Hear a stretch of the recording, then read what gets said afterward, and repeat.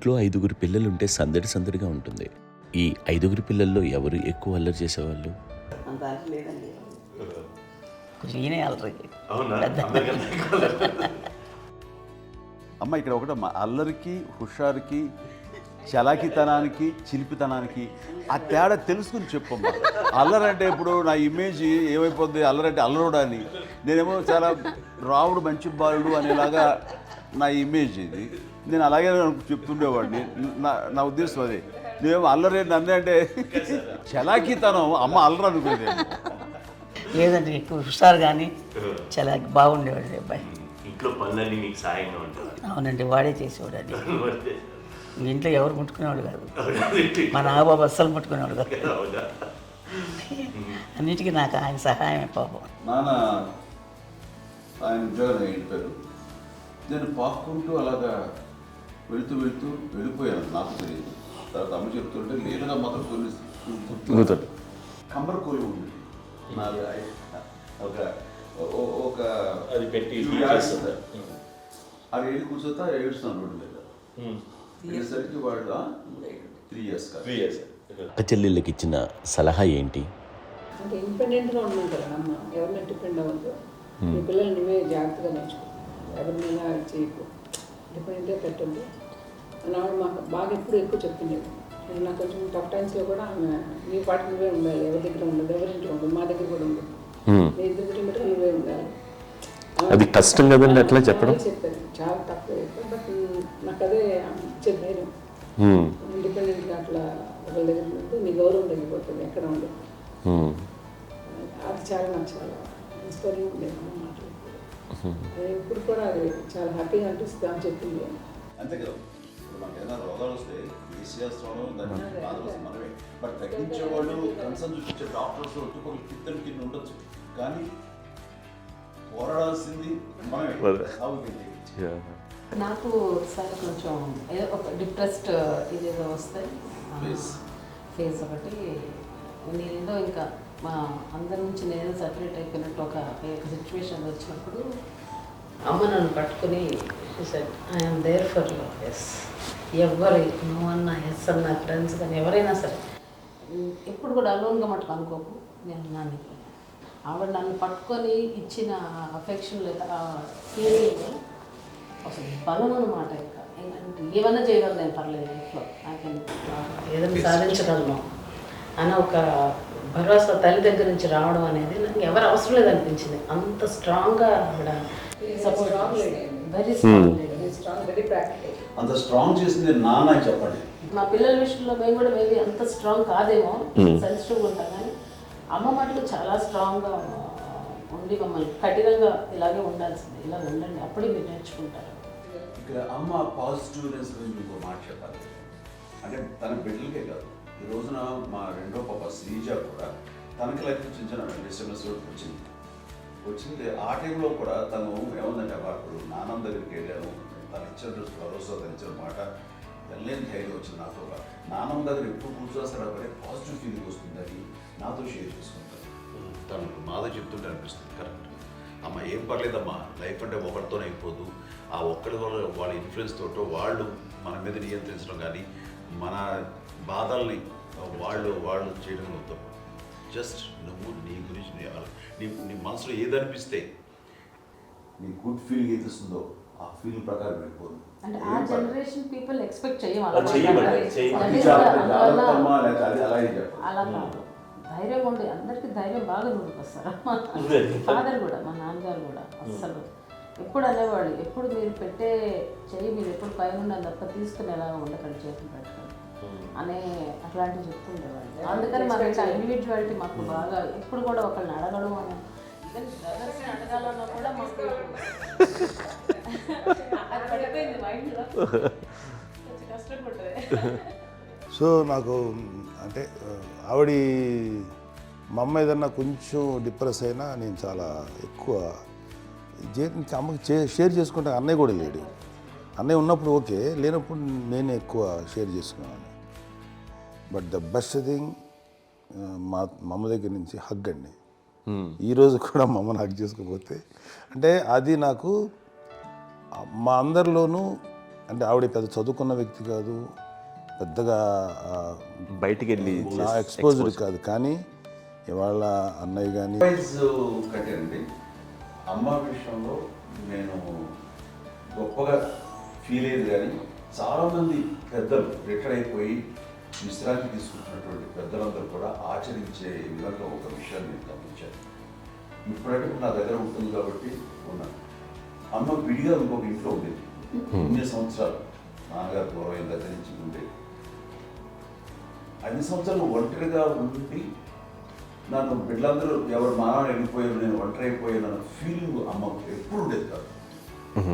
తర్వాత బిడ్డలు ఆయా వాళ్ళ టైం బట్టి వచ్చి చూసుకుంటే సరిపోతుంది. అది వారమా, నెలక, 2 నెలక, అసలు ఒకసారి రాలేని పరిస్థితిలో ఉంటుంది. 5-6 నెలల పాటు ఇదే ఊళ్ళో ఉండి పక్క వీధుల్లో ఉండి ఎవరి పనులు వాళ్ళు బిజీగా ఉండి, ఎవరి షూటింగ్ వాళ్ళు బిజీగా ఉండి, ఎవరి ప్రొఫెషన్లో వాళ్ళు బిజీగా ఉండి, ఎవరి ప్రొఫెషన్లో వాళ్ళు బిజీగా ఉండి, తన సంసారం తను బిజీగా ఉంటాను. ఒకసారి అమ్మ ఏమి ఫీల్ అయ్యేది, ఏంటమ్మా రావట్లేదు, అసలు పట్టించుకోవట్లేదు ఏంటి అంటే, అంతేలేమ్మా అని ఇలాంటి నిరసన మాటలు కానీ, ఈసరింపు మాటలు కానీ, లేకపోతే న్యూనతాభావం కానీ ఇలాంటివి ఎప్పుడు అమ్మకు లేవండి.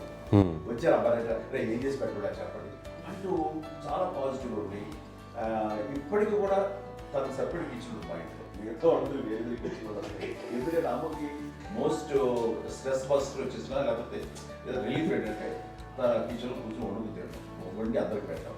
ఇప్పటికీ కళ్యాణ్ బాబు అక్కడక్కడ తిరిగేసి ఎక్కడెక్కడో చేసి నిరసన చేసి అన్ని రకాలుగా చేసి వస్తే అమ్మకి చాలా జాలి. ఆడేదో ఇంకా మేము గుడ్లో కష్టపడుతున్నాం కానీ ఆడి ఎంతలో వెళ్ళేదో మీ టీవీలో వాటిలో అది ఎక్కువగా చూపించేసరికి వాడే కష్టపడతారు, మేము కష్టపడలేదు ఫీల్ అమ్మకి. అందులో వాడు రాగానే ఎలా వచ్చావా అని అమ్మ ఎక్కడ కళ్యాణ్ బాబు అంటే ముందు అమ్మను కానీ ఎక్కడ కళ్యాణ్ బాబు తను ఎక్కడ ఉంటాడు ఏముంటాడు తెలుసు. అది తెలిసిన తర్వాత ఎక్కడ తను వాడికి ఇష్టమైన బిర్యానీ అవి చేసి చక్కగా పంపించి అన్నీ చేస్తుంది. అట్లాగా బిడ్డలకి పెట్టడమే తప్ప బిడ్డల నుంచి ఈ వయసులో ఎక్స్పెక్ట్ చేయడం లేకపోగా కొంచెం పట్టించుకోవట్లేదు అనే ఒక న్యూనత భావంలోకి వెళ్ళిపోయి సైకలాజికల్ డిప్రెస్ అయ్యే మదర్ మాత్రం కాదు. ఆ రకంగా మాకందరికీ భరోసా. మేము కూడా పెద్ద అయినా బిడ్డలు వాళ్ళ ప్రవృత్తి ఉద్యోగరీత్యా వాళ్ళ వృత్తిరీత్యా వాళ్ళు దూరం అయిపోయి మనల్ని చాలా కమ్యూనికేషన్ గ్యాప్ వచ్చినా సరే బిడ్డలు నాకు దూరం అయిపోయి పట్టించుకోవట్లేదు. ఇలాగే చూసేవాళ్ళు వెళ్ళి ఎంత ఇదిగా వదిలేయేవాళ్ళు గురించి ఇప్పుడు ఏమైపోయానో అని ఇంత కించెం బాధపడలేదు వాళ్ళకి అంటూ నెగిటివ్ సైడ్ ఆలోచించే విధానం లేనే లేదు. అది మా అందరికి ఎంత కంఫర్టబుల్ అంటే అంత అయితే ఎందుకోకపోతే మాధవ చూసుకుని మాధవ లేకపోతే నాగబాబు వెళ్తుంటాడు కడియడం వల్ల మా విజయ్ చూసుకుంటున్నది సరే నాకు కళ్యాణ్ బాబు తను చూసుకుంటుంటాడు. ఇలా ఎవరో కూడా వెళ్తూ ఉంటాం. అమ్మ మాత్రం అది వెరీ గుడ్ హెల్దీ. నేను చాలా మంది తల్లిదండ్రులు చూశాను, అవును, వాళ్ళు చాలా ఇబ్బంది పడుతూ ఉంటారు. పట్టించుకోవట్లేదు అర్థం చేసుకోగలము కానీ వాళ్ళు వస్తే బాగుంటుంది కదా అనేది ఉంటుంది. ఫీల్ అవుతారు. అవును, అలాంటి ఫీలింగ్ ఏం లేదు. పైగా బిడ్డలు వస్తే వాళ్ళకి ఏం చేసి పెట్టాలా అనే ఆలోచన. అది వెరీ హెల్దీ. చాలా మంది ఆచరించాల్సిన ఒక విషయం అనుకుంటాను. చిన్నప్పుడు అన్ని ఆనందాలేనా, మర్చిపోలేని దుఃఖాలు కూడా ఏవైనా ఉన్నాయా? అమ్మ చెప్పాలంటే ఓపికకి, గృహిణిగా తన బాధ్యతలు నిర్వర్తించడానికి అండ్ అన్ని రకాలుగా టేకింగ్ కేర్. దీనికి ఒక మంచి ఉదాహరణ నేను చెప్పగలను. అది తలుచుకోవడం నాకు చాలా ఉద్యోగంగా ఉంటుంది, నాకు చాలా కంటితలు వచ్చేస్తుంది. అమ్మకి మేము 5 బిడ్డలు అండ్ పురిట్లోనూ 1 year పెరుగో 2.5 years పెరుగో 3 బిడ్డ. నేను ఎక్కడికైనా ఒకసారి హాస్పిటల్ రాను. ఈ మధ్యకాలంలో సరే అమ్మకి మోకాల ఆపరేషన్ జరిగింది. అమ్మను కొంత బాధపడుతున్నావు, అసలు ఈ రోజున వచ్చిన మెడికల్ అడ్వాన్స్మెంట్లో నీకు అసలు ఏ బాధ తెలియకుండా మోకాల ఆపరేషన్ రీప్లేస్ చేస్తారు అని వీళ్ళందరూ చెప్పాలి. అది కూడా నువ్వే చేయనివ్వండి. ఆ కోపం వచ్చేది, కోపం వచ్చి ఒకడు కొట్టేవాడు, కొడితే కోపం వచ్చేది తప్ప నేను వెళ్ళేవాడిని కాదు. అమ్మకి ఎప్పుడు ఏంటంటే ఒక ఇదే పని చేయడని, అంతే. నిజంగా ఏ పని చేసేవాడిని కాదు. అవునా? కష్టపడ్డా గుడ్లా కష్టపడ్డా లేదు లేదు లేదు వాడంటే మన మహాప్రేమ. నేను చూస్తున్నాను దగ్గర ముందు పెట్టినావు ఆర్టిస్ట్ కాబట్టి వ్యక్తీకరించిన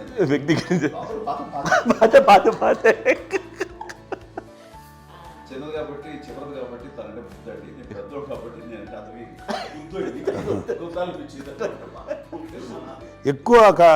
ఎక్కువ కష్టపడింది కానీ మా నాన్నగారి చేతిలో ఎక్కువ అంటే నాన్న బాగా కోపం ఎక్కువ అనుమానించింది కానీ అన్నయ్య పాపం బాగా దొరికేసేవాడు పాపం. ఒకసారి అంటే మరి మాకే ఏంటి ఇంత దారుణంగా ఉంది నాన్న మీద కోపం వచ్చేది నాకు. నాన్న మీద కోపం వచ్చేది, నాన్న చేసి బాధ అనిపించేది. అమ్మాయి ఏమనేది కాదు. సరే అయినా సరే ఎప్పుడు కూడా పోనీ అన్ని చేసినా హైపర్ యాక్టివ్ ఉంటాడు. అన్నయ్య పుట్టడమే భయంకరమైన హైపర్ యాక్టివ్.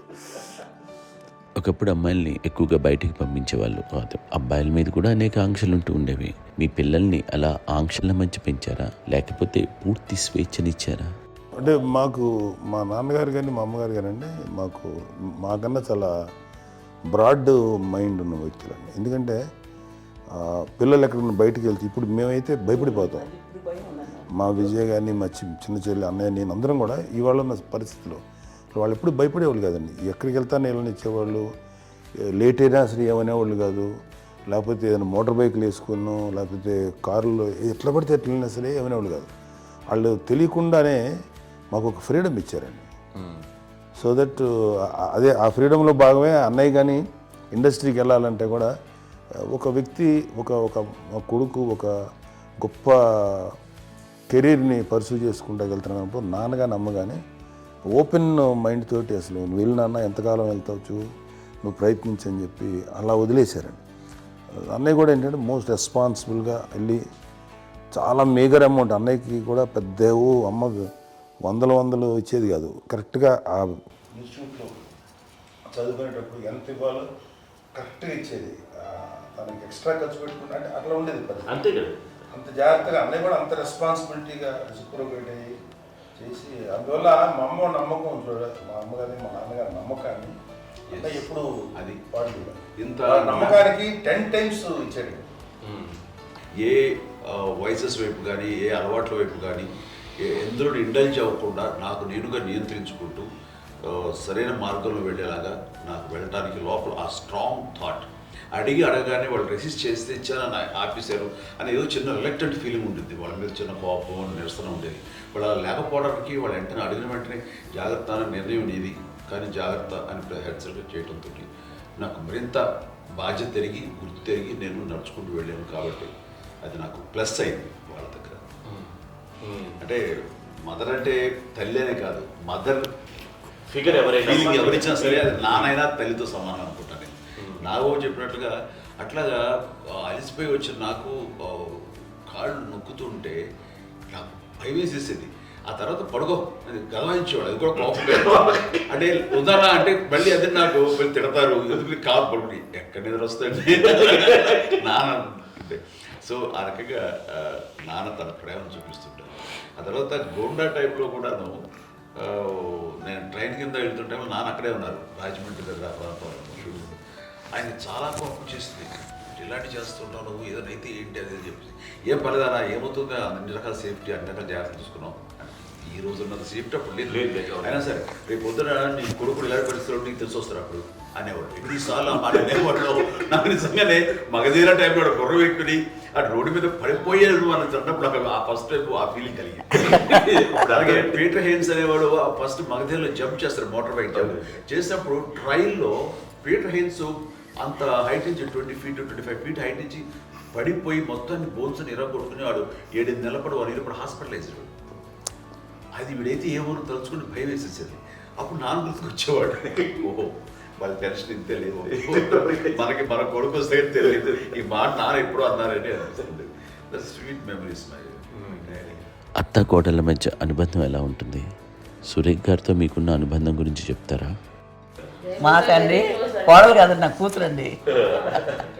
అంత మీది ఒక అందమైన ఉమ్మడి కుటుంబం, అందరూ కలిసి ఉంటారు. ఇంత ఆనందంగా ఉండడానికి కారణం ఏంటి? దీనికి పునాది ఎవరే వేశారు? మా నాన్నగారి క్వాలిటీ నేను ఎగ్జాంపుల్ చెప్పగలను. అమ్మ వాళ్ళ ఇంట్లో పెద్దది, వాళ్ళ నాన్నగారు అంటే మా తాతయ్య గారు ప్రొహిబిషన్ డిపార్ట్మెంట్లో సిఐగాను ఎస్ఐగాను చేశారు. అబ్బాయి దగ్గర ముగ్గురు ఆడగారు. వాళ్ళు ఏంటంటే రాకరావడి నాగబాబు కంటే కూడా చిన్నవాడు. అది ఆ వయసు అంత చిన్నవాడు. అమ్మ మా పిన్నమ్మని నాకంటే చిన్నవాడు. అలాంటి పిన్నమ్మల్ని ఆయన వీళ్ళ నాన్న చనిపోయిన తర్వాత తన ఫ్యామిలీ అన్నట్టుగా నాన్న పెంచారండి. నాన్న అన్న కూడా అరాకురా శాలరీ మీద బతికేదే తప్ప కూడా కాదు. సో తనకు మిగిలిన దాంట్లో మళ్ళీ ఆ ఫ్యామిలీని చూసుకోవడం, మా అమ్మమ్మని చూసుకోవడం, వాళ్ళ మంచి చెడు చూసుకోవడం. వాళ్ళకు ఇల్లు మాత్రం ఉంది మొగల్తూరులో. ఆ ఇంట్లో వాళ్ళు అద్దెకు వస్తే ఆ కొంచెం డబ్బు నానిచ్చే డబ్బు, అక్కడ పొలం కొనిచ్చారు, ఆ పొలం మీద ఇచ్చే డబ్బుతోటి అంతా బాగా చూసుకోవాలి తన ఫ్యామిలీ లాగా. అందరికి మ్యారేజ్. కాబట్టి నాన్న ఫస్ట్ సూత్రధారి, అమ్మ కూడా ఫ్యామిలీ బాండింగ్ టుగెదర్నెస్ అనేది స్ట్రాంగ్గా ఉండటానికి నాన్న ఏర్పాటు చేసినటువంటి బీజం. అది అమ్మ కంటిన్యూ చేస్తుంది. మేము ఇవన్నీ చూసి మేము నేర్చుకుని మేము టుగెదర్ ఉంటాం. అందునే we are very rich in terms of emotional bonding. ఇప్పటికే ఎవరికి ఏ కష్టం వచ్చినా, ఎవరికి ఏది ఇబ్బంది వచ్చినా సరే మొత్తం అందరం గురిపోతాం. ఏ లెవెల్గా వెళ్ళిపోయి మోర్ సపోర్ట్ చేస్తాం. అండ్ వీ డోంట్ ఎక్స్పెక్ట్ ఇంకా అంతకు చేయకూడదు. ఎస్, ఒకరినొకరు భరోసా. అది మా ఫ్యామిలీ మేము వెరీ స్ట్రాంగ్ అని చెప్పాలి. పెద్దవాడు కాబట్టి అవకాశం నాకు వచ్చింది కాబట్టి అమ్మ, ఇది ఎప్పుడు ఎవరు కొన్ని విషయాలు నాగబాబు సపోర్ట్గా ఉంటాడు. నాగబాబు ఉండి వాడు ఉంటాడు భరోసా. అలాగే ఆడపిల్లలు. మీ అందరిలోనూ అమ్మని ఎవరు ఎక్కువ జాగ్రత్తగా చూసుకుంటారు? ఎందుకంటే ఎగ్జాక్ట్లీ. మేము కూడా గమనించలేని సున్నితమైనటువంటి ఇష్యూస్ లైక్ తండ్రి విషయం కానీ, అమ్మ మూడు కానీ, అన్నయ్య ఎంత క్యాజువల్ ఎంత బిజీ ఉన్నా ఒక అమ్మాయి ఉంటుంది. అలాగే చాలా చిన్న చిన్న విషయాలు కూడా చాలా మెడికల్ ఇంట్రెస్ట్. అందుకని మాకు అన్నయ్య ఉన్నాడు, అన్నయ్య దగ్గర ఉంది అమ్మ అంటే ఇంకా అసలు ఎక్కువ రిలాక్స్ అయ్యాను. అన్న దగ్గరికి వచ్చాక మేము అందరం చాలా కంఫర్ట్ అయిపోయాం. ఎప్పుడు ఎవరు కొన్ని విషయాలు నాగబాబు సపోర్ట్గా ఉంటాడు. నాగబాబు ఉండి వాడు ఉంటాడు భరోసా. అలాగే ఆడపిల్లలు ఇట్లా ఒకరినొకరు అండి, కాంప్లిమెంటింగ్ టు ఈచ్ అదర్ అండి. అవి ఒక్కరు కాదండి, అది వాళ్ళ ఆమె చూపించే ప్రేమగా నేను చెప్పగలను. కానీ బట్ దీని అందులో సూత్రధారి నాన్న తర్వాత అది అమ్మ మెయింటైన్ చేస్తుంది. ఇప్పుడు అమ్మ నా ఇంట్లో ఉంది అంటే మనవలు వస్తారు, మనవరాలు వస్తారు, ఆడబిడ్డలు వస్తారు, వెల్లుబిడ్డలు వస్తారు, ఇల్లు ఎప్పుడు కలకలాడతారు అమ్మ. అది మేమందరం ఆచరిస్తుంటాం పండగలకి, పబ్బాలకి. అది నిన్న మొన్న నాగబాబు వచ్చి చాలాసేపు కూర్చున్నాడు. నేను ఇంట్లో లేకపోయినా వచ్చి నాగబాబు కూర్చొని టైం స్పెండ్ చేసి వెళ్ళిపోతుంటాడు. అలాగే చెల్లెలు ఇద్దరు ఆల్మోస్ట్ ఎవ్రీడే మాత వస్తుంటుంది, తను కూడా వస్తుంది. నిన్న సాయంత్రం కూడా వచ్చి ఉంటుంది. అమ్మా మధ్యాహ్నం వచ్చి కదా వచ్చి ఇక్కడే భోజనం చేసుకో అలా ఉంటుందండి. ఈ తరం వాళ్ళకి మీరు ఇచ్చే సలహా ఏంటి? కలిసి ఉంటే బాగుంటుందండి. పిల్లలు తల్లి కలిసి, ఇంకా అక్క చెల్లెలు తమ్ముడు అందరూ కలిసిమెలిసి ఉంటుంది. అన్నీ అంతా సంసారం నిలబడుతుంది. లేకపోతే ఏముందండి, ఇక్కడ వెళ్ళిపోతారు, విడిపోతే ఎక్కడ ఎవరు బాగా అంతే. ప్రేమలు ఇప్పుడు లేవండి, తగ్గిపోయాయి. మెకానికల్ చాలా మటుకు ఏదో ఇంకా వాళ్ళ పనులు చేసుకోవడం ఏదో జరిగిపోతూ ఉందనుకోండి. అంత ప్రేమలు ఎక్కడ లేవండి ఇప్పుడు ఈరోజు. అంటే ఒకప్పుడు ఒకరికి ఇంకొకరు భరోసాగా ఉండేవాళ్ళు. అంటే అందరూ కలిసి సపోర్ట్గా ఇది చేయడం. పెద్దనాన్నగారి పిల్లలు కూడా ఆయన చూసేవారు. మా నాన్నగారు అన్నయ్య గారు నాన్నగారు వాళ్ళ బిడ్డలు కూడా వాళ్ళ ఇక్కడే బిడ్డలు ఉన్నారు. నేనే పెళ్లి చేశాను. వాళ్ళు కూడా అమ్మాయి వాళ్ళకి ఆడపిల్లలు కనిపించింది, ఎన్ని ఆస్తులు వచ్చాయి ఫిజికల్గా అనే దాని మీద కంటే కూడా ఇవి ఆస్తిగా తీసుకుంటూ నేను విలువ ఎరిగి, గుర్తెరిగి, దాని ప్రభావం తెలుసుకుని అది కనుక మనం ఇచ్చుపుచ్చుకుంటే ఫ్యామిలీలో అంటే దాన్ని మించినటువంటి మా చెల్లెలు కూడా వస్తే నేను అనుకోవట్లేదు. సూర్య కూడా బదులు ఉంటుందని నేను అనుకోవటం లేదు. అలాంటి గొప్పగా ఇది. అండ్ ఆ రకంగా షీస్ వెరీ చాలా గొప్ప జన్మ. అమ్మకి చిన్న మానసికంగా చిన్న ఏదో ఒక డిప్రెషన్ ఏదో వచ్చింది. ఏదో నాన్న గుర్తుకొచ్చో, నాన్న లేరనో, లేకపోతే వాళ్ళ అమ్మగారు కూడా అదే టైం చనిపోయారనో, తన దగ్గర ఉంటారు. ఏదో ఉన్నప్పుడు మేము అందరం సపోర్ట్గా ఉండి మాకు నా దగ్గర ఉందిగా అని చెప్పేసి అప్పట్లో అమ్మ వేరేగా ఉంది. ఉన్నప్పుడు ఒకటే మాట, అమ్మ నీలాంటి గర్భం అంటే అంజనమదే గర్భం అని బయట ఎన్నోసార్లు నా ఫ్రెండ్స్ కానివ్వండి, బయట కానివ్వండి, కొన్ని సందర్భాల్లో మీటింగ్లో కానివ్వండి, స్పీచెస్లో కానీ అన్నవాళ్ళు ఎంతోమంది అన్నారు. వాళ్ళ మాట అంటే రీజన్ తెలుసా నీకు? కోటాల్లో ఎంతమంది తల్లులకు నీకు వచ్చిన అదృష్టం, నీకు లభించినటువంటి గౌరవం ఎవరు లభిస్తున్నాం? బిడ్డలు ఎంతోమంది చేత కొనియాడబడుతున్నారు, ఎంతోమందికి సహాయపడుతూ ఆ రకంగా వాళ్ళందరి యొక్క ఆశీస్సులు పొందుతున్నారు. కానీ ఎంతోమందికి నిరంతరం హెల్ప్ చేస్తూ వాళ్ళ ఇది చూసుకుంటున్నారు. అవి ఆ భగవంతుడు మీరు చేసిన పూజలో ఉన్న ఆ భగవంతుడు మన నెక్స్ట్ తరాలకు కూడా మనకి ఇలాంటిది వారసత్వంగా ఇస్తూ అదే రకంగా కొనసాగించేలాగా మాకు అదృష్టం ఇచ్చారు.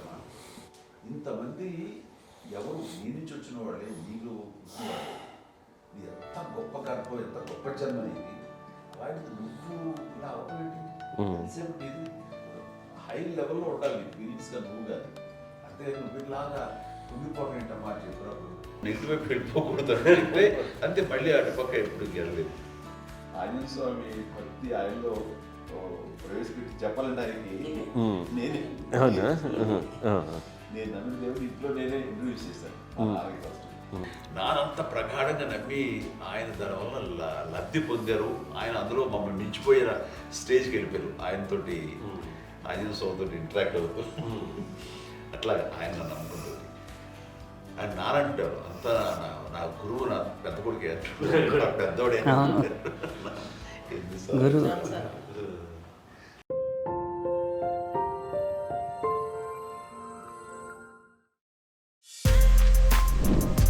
For more videos like this, subscribe Big TV channel.